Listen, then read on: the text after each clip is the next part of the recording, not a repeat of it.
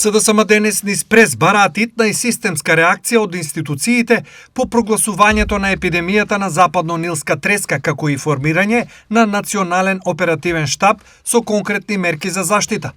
ВМРО ДПМН пак од друга страна изнесоа дека СДС се како бунар без дно за ширење паника, која е опасно по здравјето на граѓаните.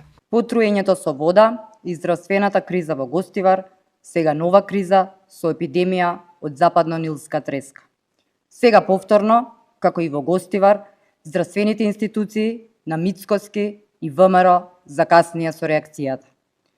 Западно-нилската треска не е нова болест. Комарците не се појавија вчера. Климатските услови не се појавија вчера, а ризикот од вектор преносливи болести не е непознат. СДСМ бара веднаш формирање национален оперативен штаб со јасна одговорност. Национална ГИС-карта на епидемијата и ризикот. Интензивен ентомолошки надзор. Тестирање на комарци за западно-нилски вирус. Мапирање и уништување на местата за размножување.